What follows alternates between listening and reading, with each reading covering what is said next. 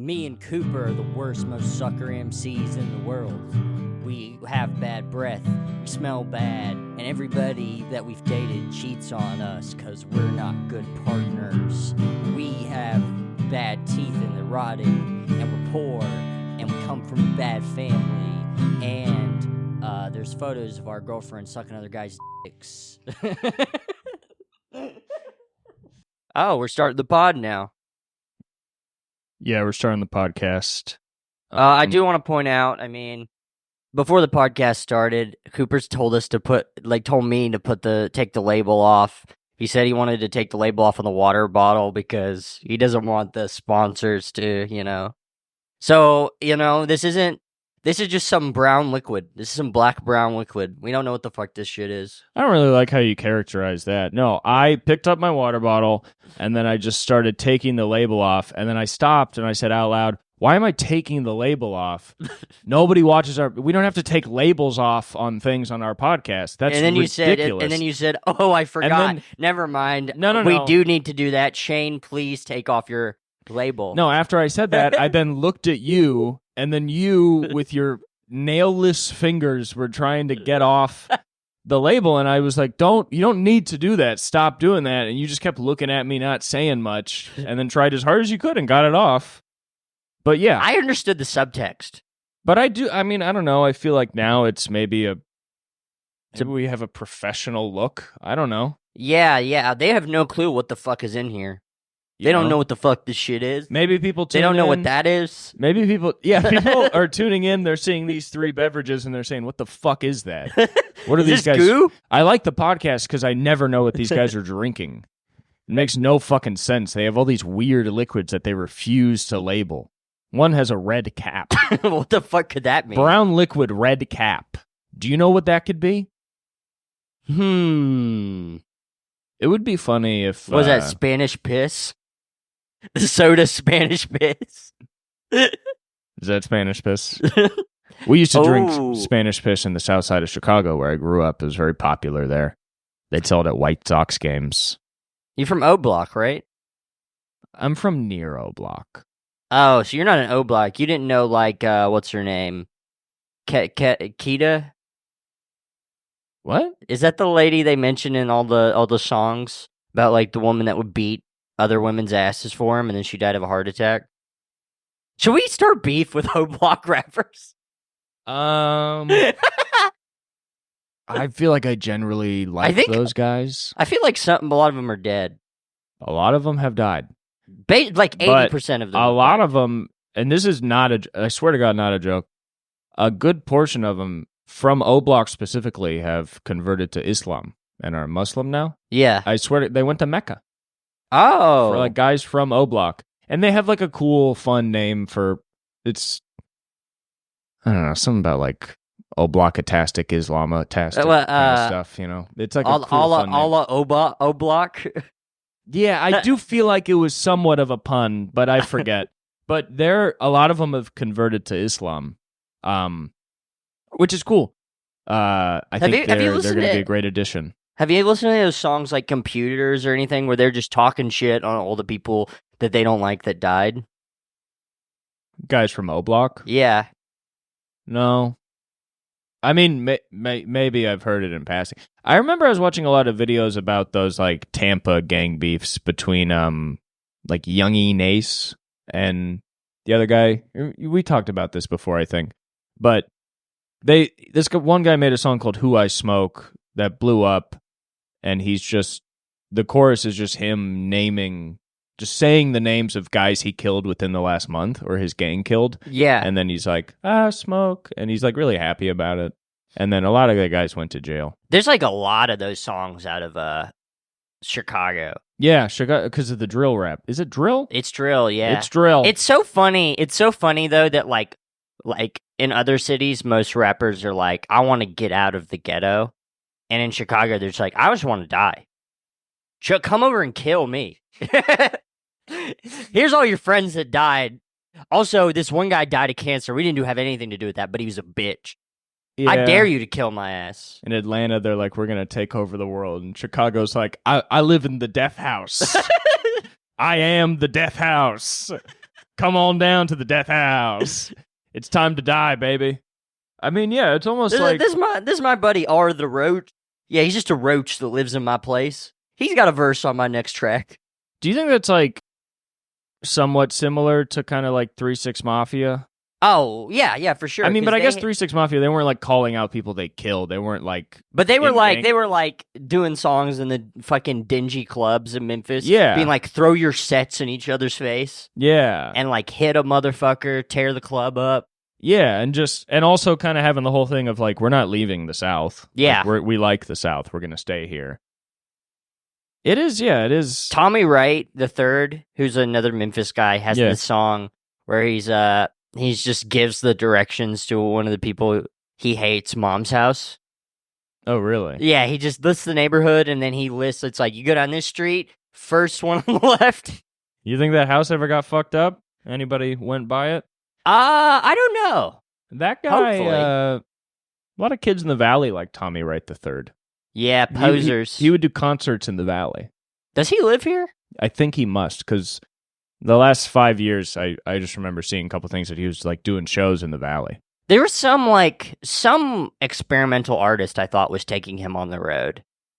Probably, because I think he had a resurgence with young kids. Yeah. Like, for some reason, around like 2017, I feel like that was going on. Any cultural critics out there aware of the Tommy Wright III Southern California resurgence, call or write in. Yeah, Dagnabbitboys@gmail. If you went to high school in Southern California between the years of 2015 to 2021, no, actually don't write in at all, actually. I remember one time I was driving around with a girl, and one of his songs came on, and the beginning of the song is just 1 minute of straight gunfire. Really? Yeah, I don't remember what it's called. It's on the album On the Run. How do you think you record something like that? You just go in the backyard? I don't just know. Unload? Somebody did put, like, my friend from back home, he had a recording of North Nashville near the projects, and it's just 2 to 3 minutes of gunfire. Just in a row. Did you hear gunfire a lot when you were growing up? Yeah. Well, it depends. Where's gunfire near you? Because you were in the suburbs. For a good part of it. Yeah. Well, I spent like half of the time in Madison, half of the time in Hendersonville. Madison's a suburb, but it's like it's like a really shitty one. It's like it's a suburb you can still shoot guns in. I swear in the I swear. Even like Hendersonville, I feel like you could hear guns sometimes because it's just like, people play with their guns. Yeah, that's also, you guys have the added thing of people just being hobbyists of guns. So yeah. You could just hear kind of guns anywhere, and it's not, but it's not necessarily a threat. Madison, you would hear gunshots at least a couple times a week. I remember I overheard a mass shooting one time at the Walmart. I've probably talked about this before. Not on this podcast. Let it rip. Oh, well, I was just sitting. I was at my job. Let them know. I'm still listening, though. I'm actively engaged. I was at my job in the back thing, and there was I just hear a fuck ton of gunfire, and it's from the Walmart down the street. And a guy was shooting up the parking lot and got hit by a car, didn't strike a single person with a bullet. All the injuries were just from people getting hit by cars who were panicking. And a vigilante hit him with the car? I think it was just a panicked person. There was at least 2 mass shootings in that area. One when I was a small child is the Chuck E. Cheese we used to go to. Somebody shot up a Chuck E. Cheese and just killed kids? They didn't kill any kids. They didn't manage to. Which, you gotta be dumb as fuck to not kill any kids. And then he went to the parking lot of the mall. Didn't fuck anybody up. Wait, but we're talking about 2 separate shootings. There's the Walmart parking lot, ones. And then there's the Chuck E. Cheese. Yeah. The Walmart was when I was an adult. The Chuck E. Cheese was when I was a kid. You weren't like at the Chuck E. You weren't involved in the shooting, though. I was involved with neither shooting. Was it? That nobody pitched it by me? Sure. Nobody was like, hey, I have this idea. So you had no prior knowledge of the shooting? No. Could you imagine if you met like the parent of like a school shooting victim And then just like as they were telling you that, like you just seem like you're just listening and caring, you know, like you're quiet for a while, and then when they're done, you're like, and you had no prior knowledge. You didn't say that's what's up and then left the room or nothing. You didn't hear you about didn't this. You didn't what's up it, did you? You didn't say that's what would be up. Yeah. You didn't say that their actions might potentially be good. You didn't say baller, did you? You didn't say not doing that is sucker MC behavior, did you? You didn't say you didn't say I double dog dare you to do that. You didn't tell the teenager it would be worth it, quote, just for the rhymes, did you? Just for the bars they could write after committing such an atrocity? You didn't do that, did you? You didn't do that. You didn't tell them it was, quote, something Tommy Wright III would do? Did you, and correct me if I'm wrong, did you call shooting up the school some Brother Lynch type shit? Noted Vallejo area rapper, Brother Lynch. Did I get you into Brother Lynch? What? Did I get you into Brother Lynch? No, I don't really listen to Brother Lynch. I just have people were just mentioning him recently. Where? At the goddamn Comedy Store. There's Dude, a he bunch rules. Of Bay Area dudes, so. Dude, he rules so hard. He is a Vallejo guy, right? I think that was what was discussed. He's from Sacramento. He's Sacramento. Yeah. Okay. He's from the Sac. I remember at my old job, I bonded with my coworkers because we all loved Brother Lynch. Who's he comparable to? Does he sound? Because I know like Be Legit is of a similar area. Do they sound similar? Is that a stupid question? Know. I just picked another rapper of the area. If we're gonna compare him, I would just say other horrorcore guys. So he's a horrorcore guy. Who's that motherfucker off of Detroit? Oh, Scary Thomas. Where he's like, we in Detroit, baby, and we got hell cars. We got, I took my car, sold its soul to Satan. This automobile is cursed, baby. That actually would be sick if there was like all like the horrorcore rappers, you know, like talking about like murdering all these horrible things. Like putting a gun in a woman's pussy. Talking about all these horrible things, but then there's one guy that's just like, I got a big black car and it's faster, and he's just talking about how spooky his car is. I feel like that probably is true. That there probably is that guy. I'm trying to remember what this motherfucker's called. He has the band Natus or something, or rap group. His his biggest album's called Kill the Fetus. Kill the Fetus. Like KKK Ill the Fetus. So it's a pun on the KKK, and it's also Kill the Fetus. And is he saying the KKK are killing black fetuses, or is it just a mix of... It's just a mix of two fucked up shit. Yeah, right. I'm looking this up. Is he... That guy has one of the hardest rap tracks, maybe the hardest. Isham. He has the most fucked up rap track I've ever heard, I think. It's called Living in Incest. It's just making fun of people who got molested by their father, basically just mocking them. Really? Yeah. So he's like, you're a fucking idiot. Basically, yeah. You dumb idiot. Where it's like, your dad stretched out your pussy when you were 8. That's like a line from the song. Yeah. Isn't that funny? Yeah, isn't that Isn't that really horror? Isn't that some horror ass shit? I wonder what happened to a guy like that. He threatened to put Eminem's daughter in a coma. Well, sure. But I mean, like what was his mom like, you know?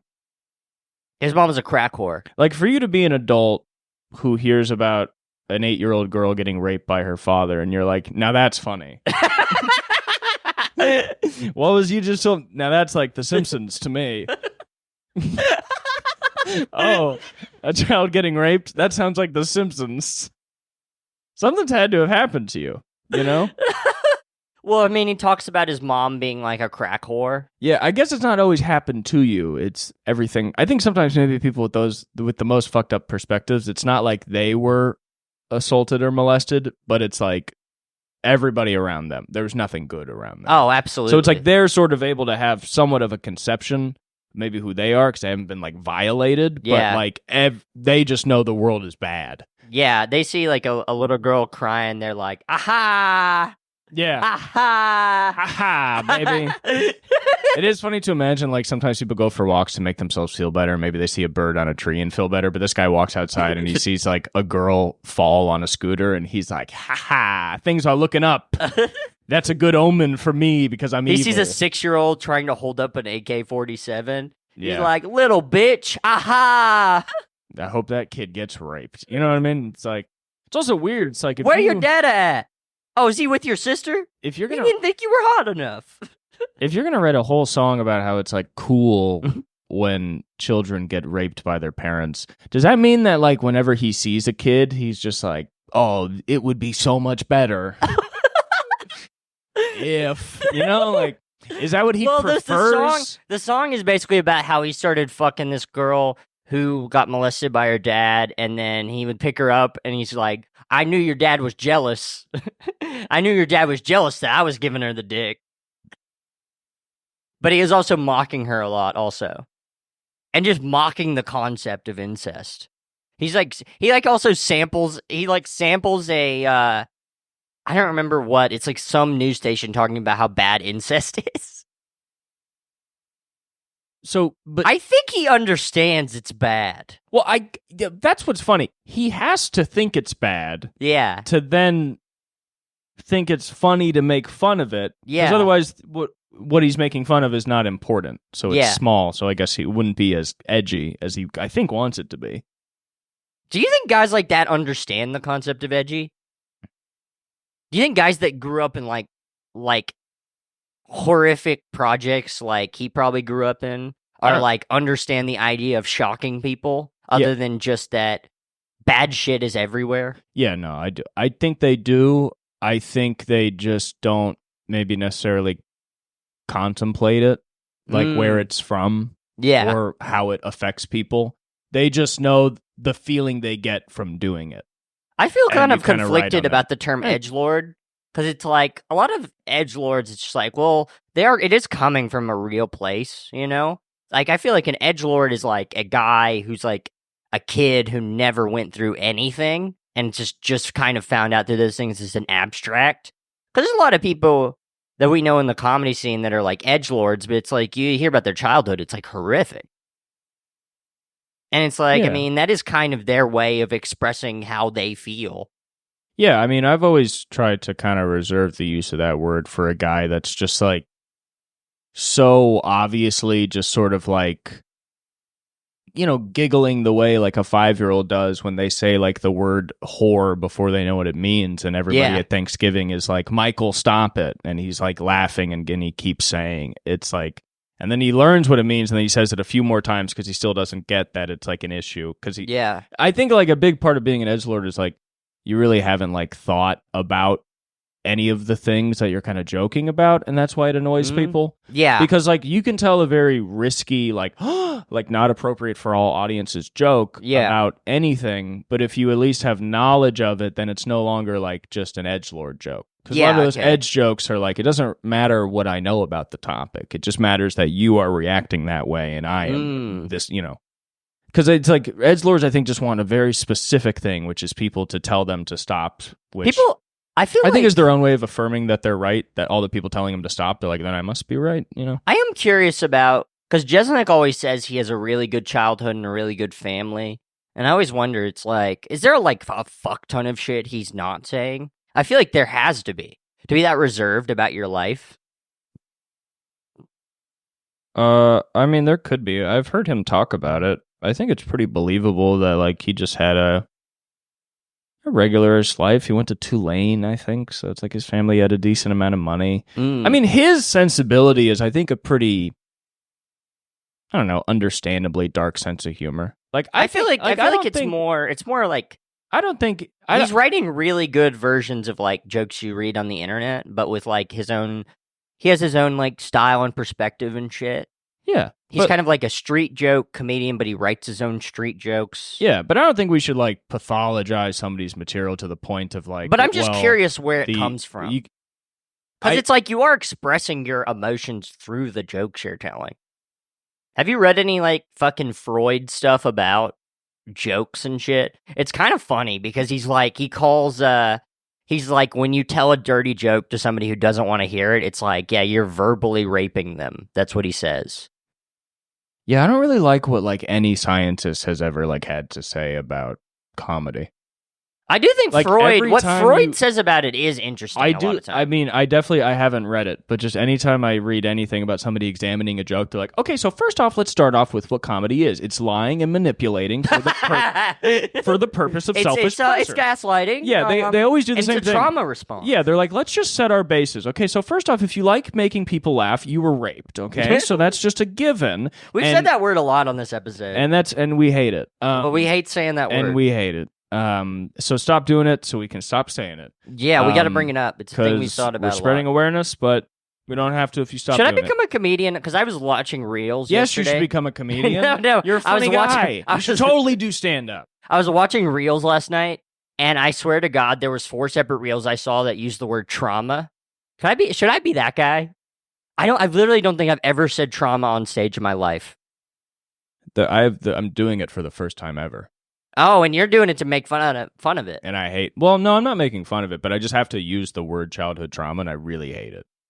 Yeah, it sucks. But I guess I am. I'm talking about how those words are usually used by... Whatever. I feel like they've ruined the term trauma. Yeah, well, because honestly, it's like...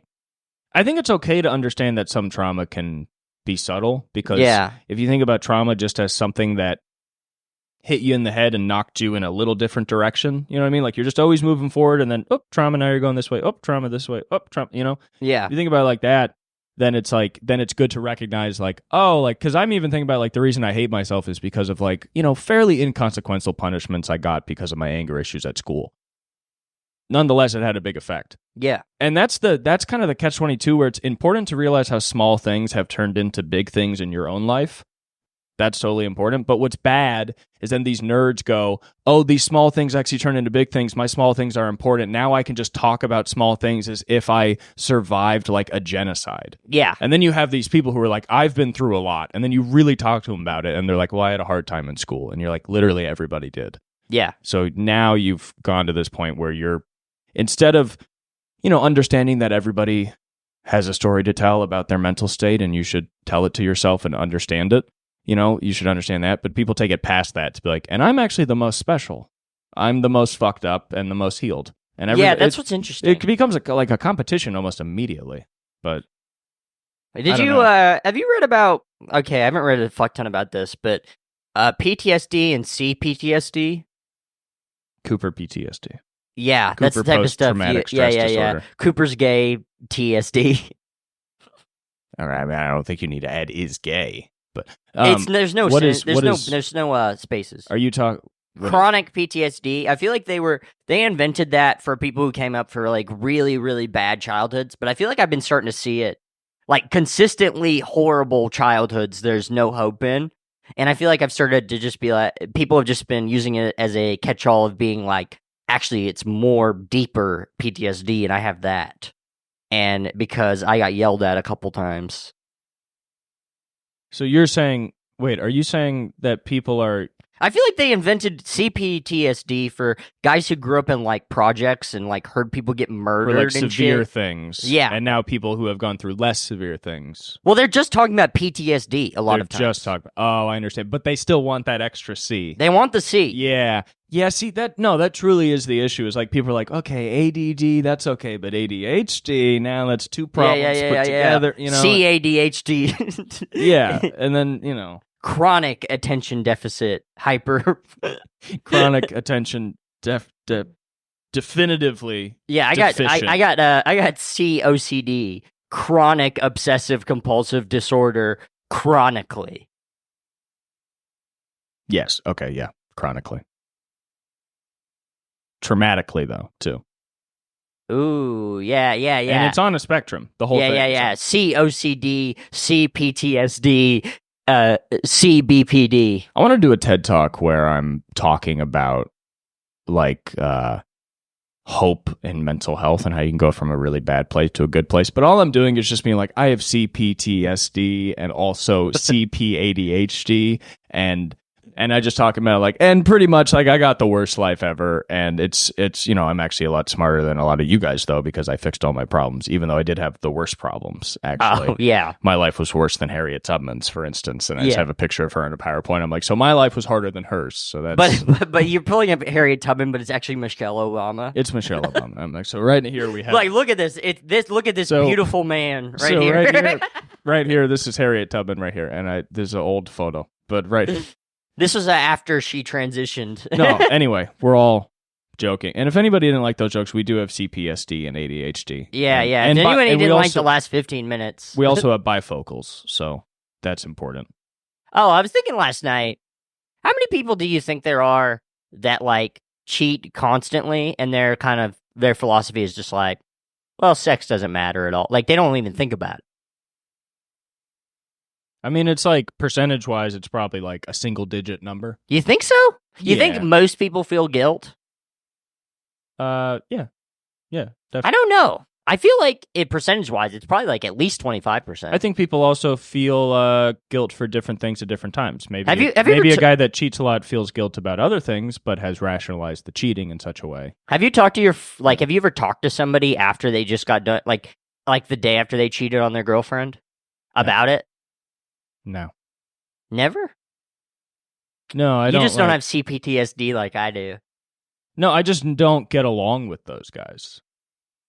Me and those guys. Even in comedy? No, people at the Comedy Store don't cheat on their girlfriends all the time. Guys don't come to me and tell me about that kind of stuff. You just aren't trustworthy. Because I will never support it. I will just make you feel bad if you come to me and tell me that.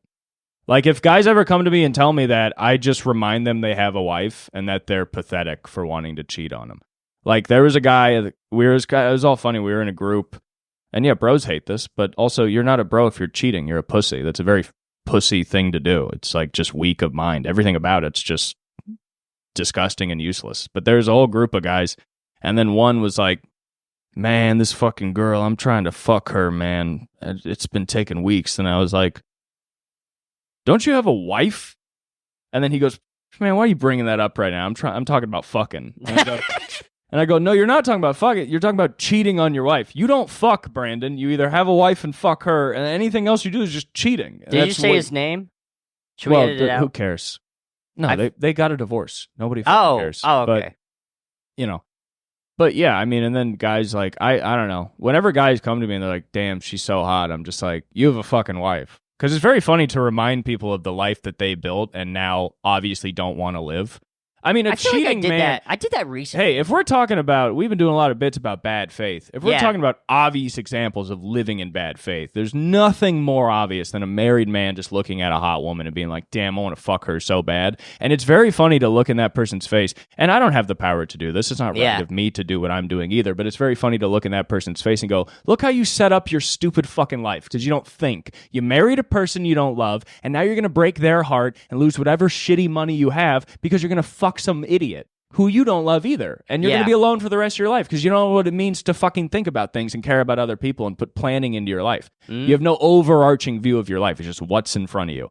And then it is very just very bestial. I mean, the retarded arrogance of these married men. You think they're like talking dogs? To walk around and go like, ugh, my God, my wife, I'm so annoyed. It's like, it is so much effort to get married. Yeah. It's so hard to get married. And the fact that you did all that and have the gall to come to me and complain, go fuck yourself. They did that. They did that just because a bunch of people told them to. Literally, it's and then a bunch of people told them you need to shit on your wife all the time and talk about how much you hate it. Yes, because that's part of it too. It's the same as like these motherfuckers that voluntarily went to fight in Afghanistan, then come back and they're like, ugh. You could never go through something like that. And it's like, that's why I didn't go, you dumbass. You didn't have to go. That was a voluntary act you did. That's why I would never give a military discount to anybody that went voluntarily into the military. Yeah. Nobody asked you to do that. None of our wars have been just for the last 50 fucking years. Are you kidding me? So if a Vietnam War veteran came by, you'd be like, all right. Because that guy got fucked. But you say to him, hey, okay, did you volunteer or did you lose? Did you lose the lottery? If you're old, But these fucking, like, when I worked at a clothing shop, like, these, like, fucking 30-year-old guys will come in and be like, you got a military discount? And it's like, no, dude. Go fuck yourself. You went to Afghanistan, you dumb motherfucker. You're just coming into here being like, hey, I'm a dumb piece of shit. Well, there's a lot of people almost died for nothing. There's a lot of people who like they didn't really have any choice other than to join the military because we don't provide for a lot of people. So a lot of like working class people who it's like, well, that's their only escape. Definitely. Should they get a military discount? I think they should give one to me. I just really don't believe in military discounts at all. I don't understand why they're a special group in our society that gets a discount for shit. But in general, yeah, I don't resent their special needs. But that's also, yeah, you're right. I mean, literally like half the fucking military is just poor dude. I mean, it's more than that. My cousin is fucking, he was homeless before he joined the military. Yeah, so it is pretty funny when we're like the proud, the few. It's like, it's the poor and the homeless. Yeah. It's literally people with nowhere else to go. There's this old National Lampoon. Yeah, I didn't mean to be hard on all the guys that had no money and had to go to the military. I'm talking about the guys that had all the options in the world and decided, which is a small group. Can we say that? Yeah, it's a small group of guys who played Call of Duty and then thought Marines were badass. Yes! But there's a joke in... Fuck those guys. There's a joke in the National Lampoon that's like, the poor, the black, the Marines.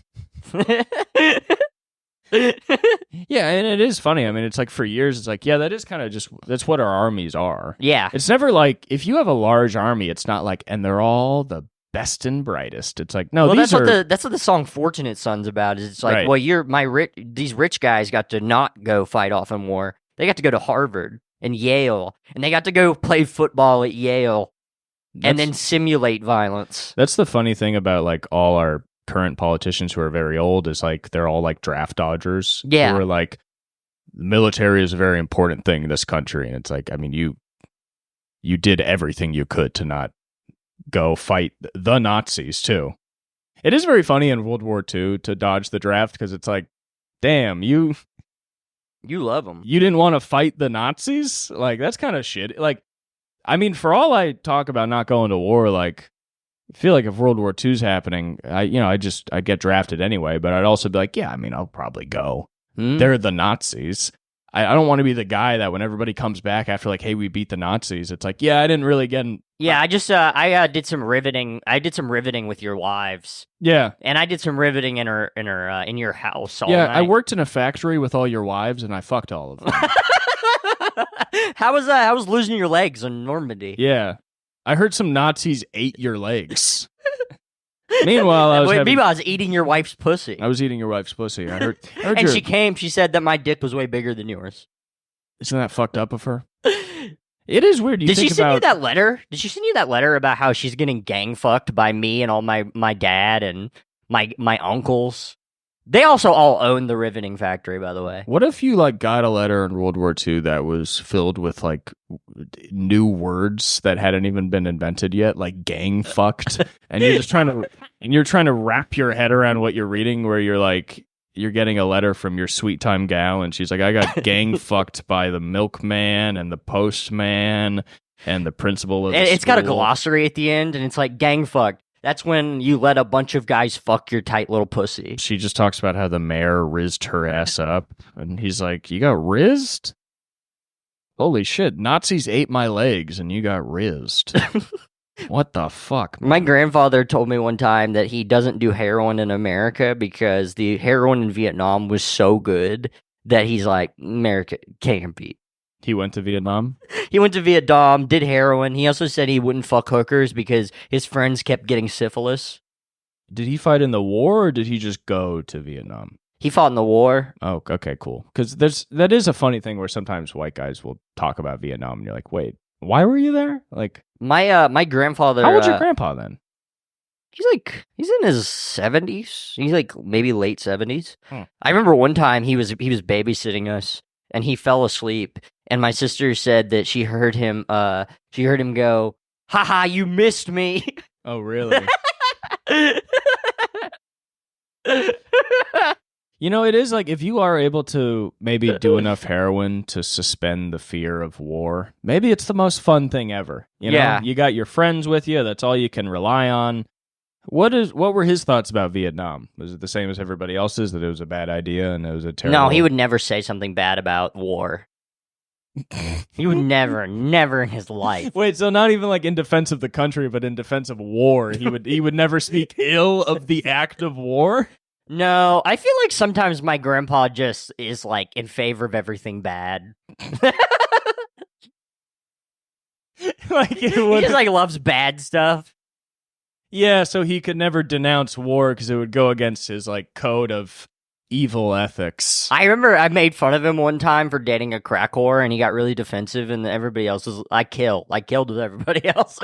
Everybody else was like, haha, yeah, he dated a crack whore. Dumbass. Do you make your family laugh in those ways? Yes, yeah. Are you like the funny one in your family? Oh, for sure. Does everybody, like, when you show up, they're like, oh, like, Yeah. Shane will be funny? Shane will be funny in a messed up, twisted way. Oh, okay. So that kind of makes sense why you like to kind of fuck with people. Yeah. Because your family likes it. They do. That's really like like your it. talent for your family. I remember at my birthday one time, they were just basically just like doing impressions of us. And I was doing impressions of everybody and making fun of them. And they love it. They loved it. Except for my sister's boyfriend, who got really sad, and he said, "You didn't defend me to him." Wait. My older sister? Yeah. What was your impression of him? I don't know. I just made fun of him for, like, being a loser. Right. I And don't the family remember. was like, yeah. They thought it was so funny. I mean, yeah, when you're on the outside and then you just have, like, your sister's fucking brother just be like, yeah, and we all think this about you, and you had no idea. The family's like, yeah, his shirts do suck, and everything he says is boring. And you know why he's probably offended is whatever you said, he was probably finding out for the first time that you all thought about him, and he had no idea. There's no way he didn't know. There's no way he didn't know. But it's also like that hurts so much more when it's not your own family, because you're like, I don't even need to be here. If it's your own family, you're just sort of like, well, fuck it. Dude, he had a really fucked up family too. Speaking of incest, his fucking dad was a car salesman who incested his fucking little sister, and he would cheat on his mom all the time. And he disowned his dad, not for the incest, but because his dad's mistress was in the room when his mom died. His dad brought in his mistress? Yes. And was his mom like... She was like out of it. She was like fucking... And it's like, you can't bring... That's like the most disrespectful thing I've ever heard in my life. To bring the woman you're having sex with in literally the last moments of your wife's life. Yeah, I mean, the woman you're cheating with. Yeah. Soiling the sanctity of your marriage. And he's like, well, the marriage is ending like... right now. Yeah. He's like, here's your replacement. She's already here. Yeah. And she's like, you gotta wait. Don't worry. She's like, you gotta wait till I'm gone. Like, literally even 10 minutes after. It would... That's a... Dude, because imagine? Death has to be horrifying. Imagine how much worse it's going to be if you're like... If there's like a 22-year-old woman in the room who's sucking off your husband. Like, imagine like if his wife was at all cognizant. Like, maybe she couldn't talk, but she can see... And she can see the woman, and she can't leave the room, and she knows she's going to die. Yeah. And she's been thinking her whole life about what her last moments are going to be like. And she's like, this is a worse hell. Oh, I yeah. couldn't imagine a worse hell. I can't move my body, and I'm staring. The woman who's going to fuck my husband is in front of me watching. The woman who fucks my husband. It's also, there's some sort of power in that young woman staring at the original wife die. It's like, it's not like she's doing it, but it kind of feels like that, where it's like, and I can just walk right out of this hospital, and you can't. It's weird. It's almost like, I feel like for me that would ruin all the fun of like, here's my fun new girlfriend, because it's like, you almost performed a ritual. Yeah. Of like, you have now watched the wife die. And carried going her back to spirit. what I was saying about how many people don't care, I feel like there's a lot of people that love, like, they really love how fucked up it is. They get off on how fucked up it is. I mean, maybe to cheat requires that... a level of antisocial fucking... that you are the minority that I assumed. Because maybe it's stupid of me to think that most people who cheat do feel guilty, because to cheat would require the lack of guilt. There's this writer I really like. It doesn't. He's like a great writer, but he's like a monster. He's like a fucking monster. I've been going through his stuff.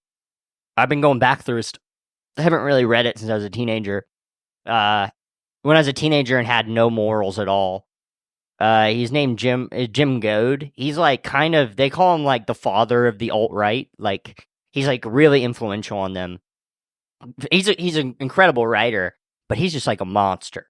Like he got sent to jail for beating up his wife, but he was also like okay, so what happened was his wife was dying of cancer and he was cheating on her he has this magazine called Answer Me, or he had it. And he had like a magazine groupie and he was cheating on his wife. Him and his wife wrote the magazine while his wife was dying of cancer. And they got off on the fact that they were having sex in their marital bed while his wife was getting chemo. Yeah. And so basically he beat up both of them, and then when he broke up with the magazine groupie, she teamed up with his wife and they sent him to jail for domestic violence. So his wife didn't die of cancer. No, she did. She died of cancer while he was in prison. Oh, sick. Good for her. Wow, good. I mean, and then I'm pretty sure people... That's gotta feel good, right? That like you're dying and you're like, at least I got that motherfucker. She has no clue that people like wanted him out of prison. Writers wanted him out of... That's how good of a writer Oh, he I is. mean, I'm sure she knew that. But Yeah. I'm sure she was like, hey, I know he's a good writer. I married the guy. I still respect him as a writer. You guys don't know the personal level to which I fucking hate this guy so much that I will ruin his whole career and take joy in your lack of his future writings. Yeah. Which, I mean, he can still write from prison. I'm sure he did. prison. He wrote a memoir about prison I haven't read. So whatever. I should read. Maybe I'll wait for him to die. He's like 60 now. But I don't know. Maybe. Oh, you know what else is hilarious about him? I used to lurk on his forum called NetJerk. And a fuck ton of comedians used to post on there, and he made it a private, and it's obviously just because it's like they said some fucked up shit on there, and it's like because Patton Oswalt was a constant poster on there. Like Patton Oswalt and him were like boys. Okay, they're like friends. All right, because I mean they were both. Because Answer Me is very LA. It was like a kind of prominent LA, fucked up magazine. It's like Patton Oswalt. I get why comedian Stanhope is really into it. It's very funny. It's like, if you live in LA, it's like, it's some of the best writing I've ever read on LA. There's this article where him and his wife just drive down Sunset Boulevard for 24 hours straight. And at one point they witness a riot. Oh, really? Yeah, it's sick. But is this all archived somewhere is where you're finding these articles? I bought the You just buy them all? I bought they put out a compilation, and I bought it. And what's crazy about it... Is it physical or digital? It's physical. Physical. All right, I'll buy that. Sounds cool. I have it at my place. I'll dip into it sometimes because it's good stuff. But what the problem with it, and why I would probably never recommend it, is how many there's so much there's a lot of gore in it. Like there's a lot of people torn apart and stuff in it. Yeah. Just autopsy stuff. Yeah. There's a lot of shit in there that's really fucked up and really angry. He has a bunch of interviews with he has an interview with fucking the Ghetto Boys, and he's got an interview with cool. Who's that other rap group? Public Enemy. The Ghetto Boys. Yeah, okay. Yeah. There's a bunch of interviews with guys like that in there. There's some fascinating shit. There's a lot of stuff written about. There's stuff written by pedophiles. There's stuff written. There's one article that's really good. It was written by a guy who was an advocate for prison rape. He was really hard, he was raped in prison, so he's an advocate for it. And what's crazy about the magazine, it's when you read it, it's this is actually because now he's considered to be a right-wing figure. It's not right-wing at all. It's it's kind of he's talking shit about police and how racist they are and stuff. Well, he's probably considered right-wing, I guess, because there's kind of a libertarian slant on the content, right? Of the mag, he's kind of letting everybody. Racist. He's letting. He got racist is the problem. He became into IQ stuff. Writers really love getting racist once they turn 65, and especially once they get fucked over. I guess yeah. I mean, in prison, fucked over. Well, that's what he said. He said in prison, it was watching. It was watching the gangs and stuff in prison that he said it radicalized him on race. Yeah, I mean, that is also the issue with prison. It oftentimes makes people racist because it's like, okay, you got in trouble for robbing. We're going to put you in a system where you can only hang out with your race and kind of have to openly talk shit about all other races, at least a couple times a day just to fit in with the fellas. He has a book that's like was written before he went to prison. That's like basically just a Marxist book. Like it's like it has a lot of like, and then he goes to prison and it's like, well, actually, fuck all that shit. Yeah.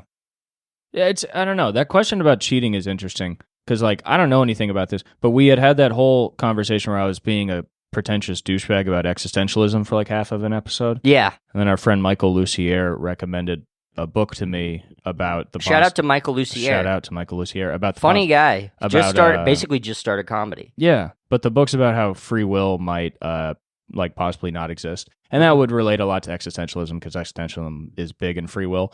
But like the question of like, do people feel guilty when they cheat? It's like, well, if there's no free will, then like maybe everything that accumulates that person led to that decision. So therefore, making that decision, they don't have much of a framework to maybe feel too terrible about it. Or they have that framework, but what led them to make that decision is kind of a overriding of the framework or a rationalization, or they get around it somehow. So it's like that when you talk about guilt, it's like there's actually preparations for the guilt that's going to come. Yeah. Like I think they might, but then again, maybe there's not. Maybe there's people I think there's a lot of people that cheat and then act like they just killed somebody where they're like, what have I done? So I don't know. A friend of mine was making the point so that he thinks a big thing with cheating is it's like, if your dad cheated and you still respect him, he thinks that it's like you kind of are just like you think it's not a big deal. Yeah, I mean, that makes total sense. I think it would come back to a very specific parental thing. And like, you know, even though like my parents eventually got divorced, like the thought of cheating and was never there. And like a mutual respect for one another was always a bit of a given. And when my dad did seem a little petty and stuff, I viewed it as like an infraction where I was like, he shouldn't be acting that way. He's wrong. Oh, I flipped through some of your dad's magazine yesterday. You found it? Yeah, there's one I could find. I flipped through it. It reminds me of like those, like the way it's structured reminds me of like the 60s, like alt, like New York magazines, like I was thinking of the East Village Other. Like, that would make sense because my dad is a big, I mean, he was kind of the second, the guys that were inspired by the Beats. Yeah, he was probably really into like Paul Krasner and the Realist and stuff. I'm curious because it had like the humorous like bent of like the Realist. And I guess East Village Other was also known for being very irreverent. Yeah, I really haven't read enough of my dad's magazine, like A Bad Son. I mean, he wrote a book. I read some of that, but I read one of his poems last night. It's good.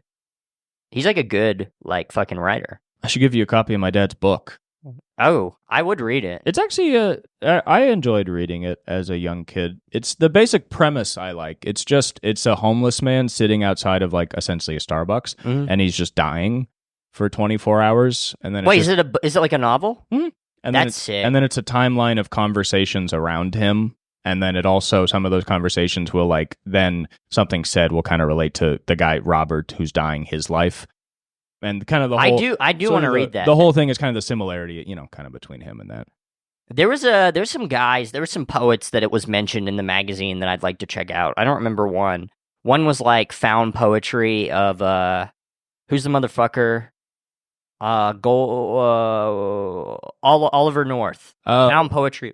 Yeah. Oliver North. I don't remember who wrote it. It's a guy with the third on the name. They also that might even be like a character. What? That a character? Like the writer's a character? Yeah. Okay. They might have also done stuff, because the found poetry of Oliver North was either something they did or somebody else did, and I think it's a bit of like a fictional thing. Well, yeah, of course. That's what I assume. Okay, yeah, I don't know. But it might be one of them is what I'm saying. The writer might be like my dad or his friend. I'm not totally sure about that, because I've heard him mention that before, and I don't know if that was his own thing or their friends. Because they try to publish a lot of writers, but also they had to fill it with shit. Yeah. So it's like some of it's their own stuff, and then some of it might be that kind of stuff. One of the poems I read was this really dirty poem that was cool, just to basically about like it's like a woman that doesn't want to be fucked with a condom. Who was it by? I don't remember. I didn't really keep track of the names and stuff. Yeah. He ran it with his friend Kevin. That was a guy who did it with Kevin and Chris, I think. I have been reading more poetry recently. I read this book by this LA-based poet named Fred Voss. I was telling you about it last night. I sent you one of the poems. Oh yeah, Yeah, I like that. Yeah, it was like he just works at an airplane. Like he's like a factory worker in like an airplane building place. I don't remember what it's called. I like LA poems because I like the imagery that comes from LA a little more than New York. I do too. And of course I just relate to it more because I'm from the area. But also something about New York is the imagery is a little more direct, where it's sort of like the man in the dark coat is reminiscent of the skyscraper. You know, they give a shit. They give less of a shit about the people on the street, is what I've noticed. In LA or New York? New York. I feel like in LA, it's like there's a lot of the poems I've read that are like they make sure to focus on like a homeless guy pushing his cart. Yeah, I think there's oddly enough in its depravity more message of a communal struggle in LA poetry. It's kind of weird. Because it's kind of the perspective even from a guy like Bukowski who had a house and essentially was sheltered, not rich, but sheltered. Even his stuff is about like, this all kind of sucks. Yeah. You know, because I think there's a general sense of confusion in LA, like that you're just kind of born and bred with. It's like, okay, we don't have a water source, so this city kind of shouldn't exist. Yeah. And it's really big and only getting bigger. And there's no central area to it. It's just it feels like homelessness is a bigger like part of our lives than it is in New York, where I feel like they ignore it. I feel like they're almost trained to ignore how much ugliness is on the street. I think homeless people can blend in more to the hustle and bustle of New York, and LA is more spread out. So it's like you're in hot ass Burbank outside of a big studio, a big white wall, and then there's a black dot on that wall, and it's a person. Yeah. You know, who's covered in dirt, and he's out there, and you can see him. You know, in New York, a lot of shit, you know, everything kind of blend. There's more of a feeling to when I'm in New York, I'm like, I understand why people like it because although things change, you can walk from the financial district to, you know, take a subway, go to the village or whatever. Although things change, there does feel like a through line. Yeah. You get on a subway, you go into a dark place, you emerge in a new place. It should be foreign, but it's not. It still seems like there's something similar going on. And in LA, it's like you can really go from Culver City to Inglewood, and it's like you're in two different countries. You know? The thing is, it's like I think a lot of people they like can't wrap their heads around the connecting tether between LA. Like to them, LA is the same as like these two neighborhoods being separate is the same as LA to San Bernardino. Yeah. Like I feel like because I do feel like there is a connectedness between the city, despite the fact that each neighborhood is incredibly different.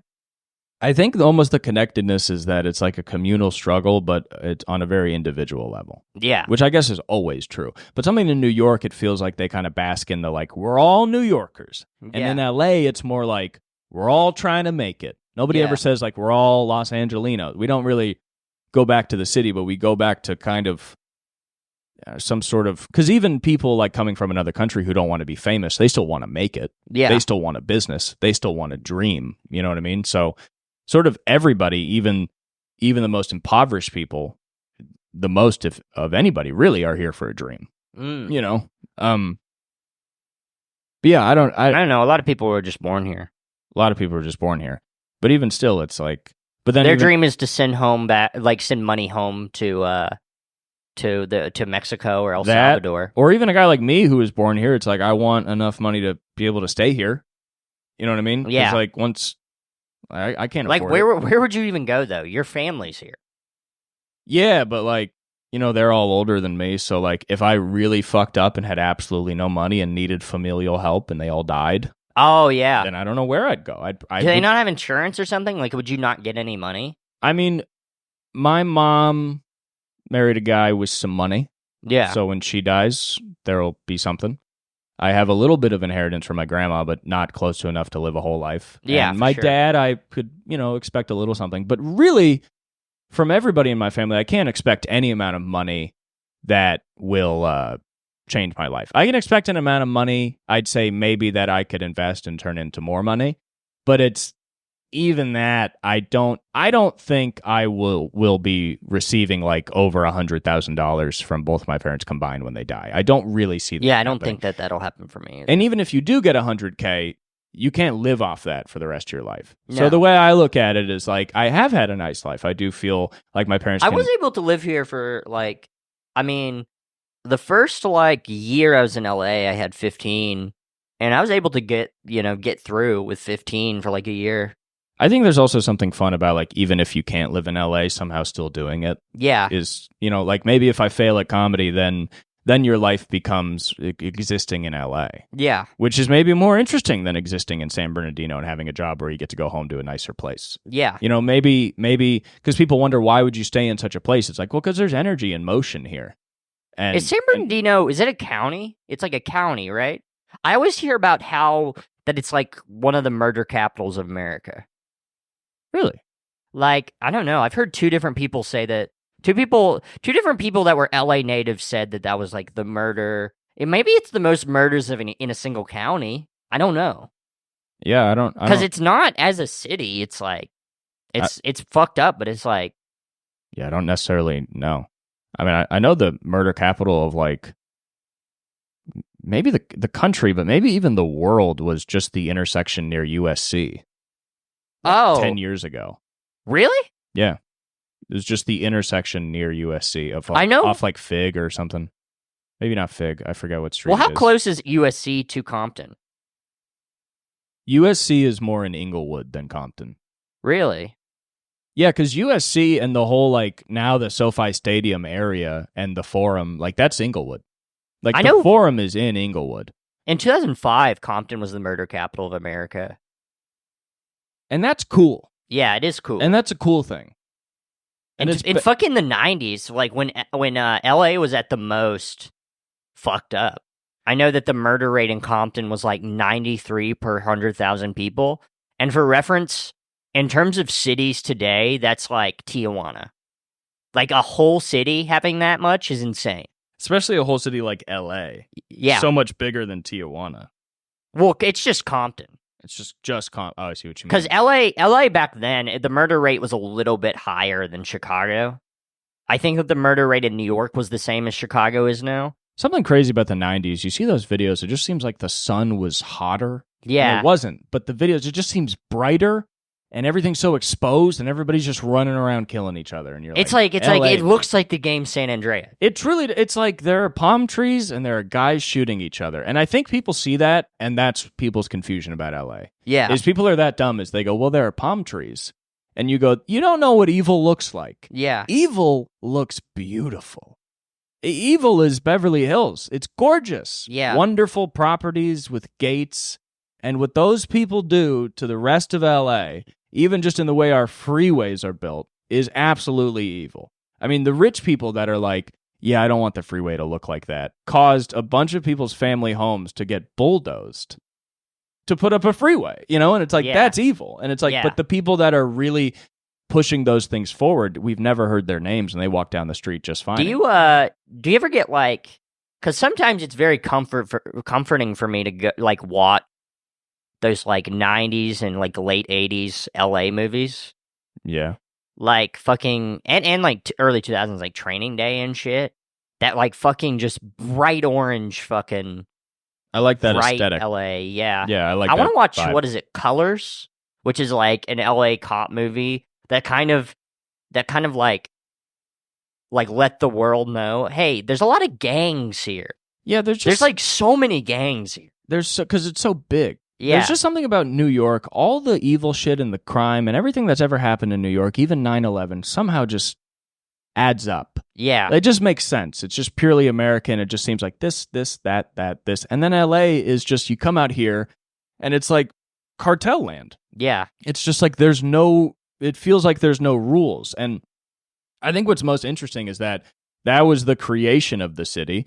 That's why movies came out here, because Thomas Edison invented the film camera and said nobody else can make movies. So they moved out here to lie to him and get away from him. So it even started from people running and escaping. Like the whole movie industry is started by schemers and scammers who wanted to make movies, And it's like, it is kind of fun that that's continued today. And it is funny because when everybody talks shit about LA, secretly in my head, I'm like, all the things you hate are kind of what I like. Yeah. And when they're like, it's wild there. And you're like, it's fun to live in a wild place. Yeah, it sucks. We all know that it sucks. Like when a New Yorker comes here and they're like, yeah, it sucks here. You can't walk anywhere.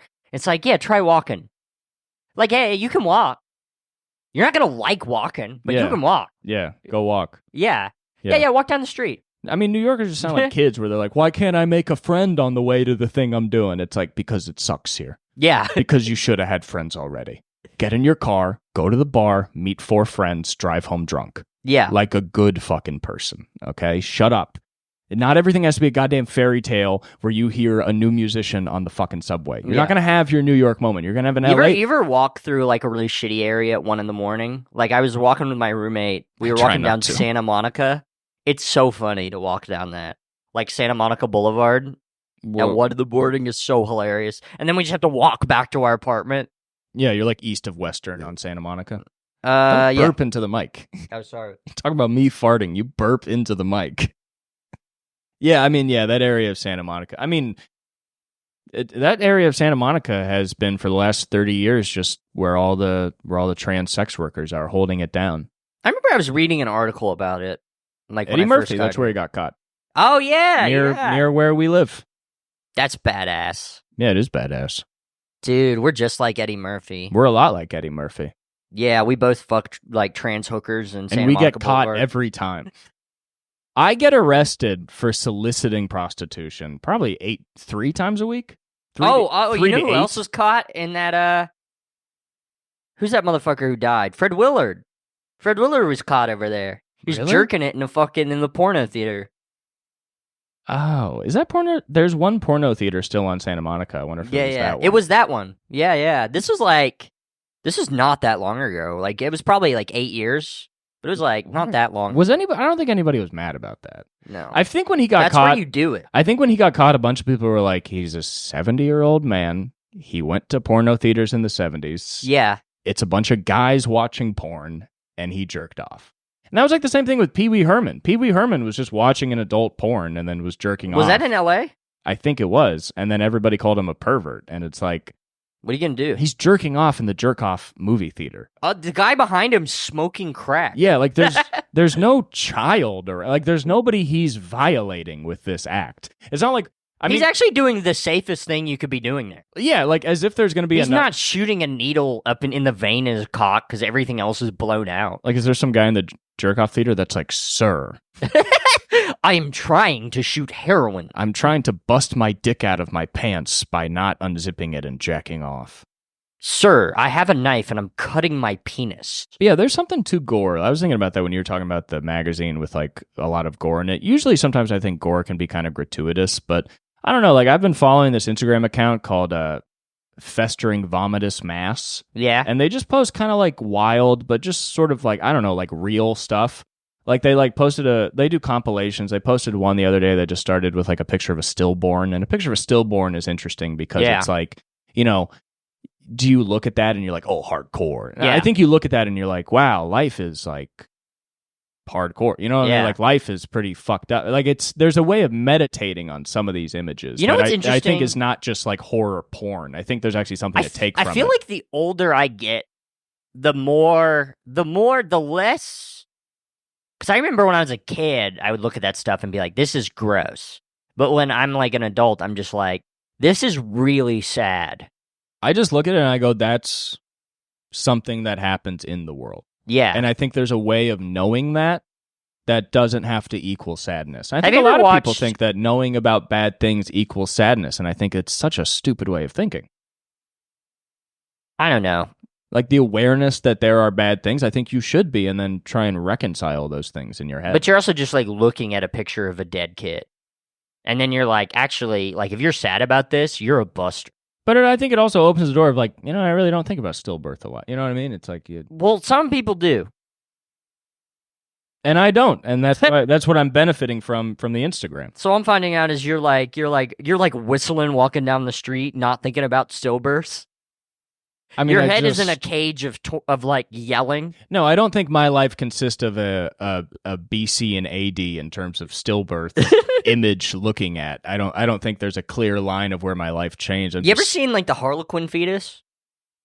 What is that? It's this disease that happens to kids or babies, and they come out dead. They look nuts. It looks nuts. Like the baby's like lips are all big but chapped. It's got these little red eyes. There's these dead kids. They look like fucking lizard. But don't sometimes they live? That's just a disease. They live for like minutes. Like, I think that the mortality rate is insane. I think I've seen people with that disease. There's Yeah, something yeah, similar where grown-ups have that, where they have like fully chapped, like it's all psoriasis, or if they kind of move their skin, it hurts, and they have like these bulging, like a vacuum was on their lips. I saw a cartoon where this is like, have you ever watched the Spike and Mike Twisted? I don't watch evil cartoons. Yeah, it was basically, it's so funny. These cartoons are basically like, it's like a festival. A lot of these guys got hired to like work on Cartoon Network and Nickelodeon from a lot of these cartoons. And the cartoons are like just the foulest stuff ever. There's one where like a dog ended up accidentally getting sucked off by a harlequin fetus. It's trying to like babysit. Right. That's like the end of the cartoon, is this like baby that looks like he thinks the baby died because it looks like a harlequin fetus, and then it didn't, and it ends up on his dick and sucking him off, and his face is like in ecstasy at the end of it. And the guy got hired for Samurai Jack. Well, I bet they see that and they're like, he was able to convey this message so well. He could easily do a guy with a samurai sword training some young girls to fight. Yeah. This is easy. This is totally doable. What was I talking about? Oh yeah, looking at gore. There's some book I was gonna get that's just I think it's LA. It might be like Baltimore. It might be Baltimore. It's like I think it's LA though. It's like a book of crime scene photos from an old like cop from the 50s. It's like him working, like he like took pictures of a lot of that shit and they kept them in a box, and like his son found them and they published it as a book. It's called like Death Scenes. And it's like all selfies. Yeah, it's all selfies. He's like, here's me with the Black Dahlia. He's like, this is after we burned down the Black Business District, 1962. And it's captioned, he's like, me with my friends. I think the guy does have a picture of like, I guess he might have tried to investigate the Black Dahlia or something. Like, I don't. Maybe I'm wrong on this. It might just be a different urban environment than LA. Well, I got to take a shit, but me too. We got an hour. Yeah, we're done. We talked about death and horrible things for most of it, but whatever. Yeah. It's the Dagnabbit boys, bitch. If you care, man, fuck you, dude. Yeah, stop caring, man. Stop. What are you caring about? Go to the zoo or something. Yeah, go to the fucking zoo. Yeah, you better go to the zoo. It's where you belong, you goddamn jackal. Yeah, you fucking meerkat. Crime in LA is a problem. Me and Cooper are the worst, most sucker MCs in the world. We have bad breath, we smell bad, and everybody that we've dated cheats on us because we're not good partners. We have bad teeth and they're rotting, and we're poor, and we come from a bad family, and there's photos of our girlfriends sucking other guys' dicks.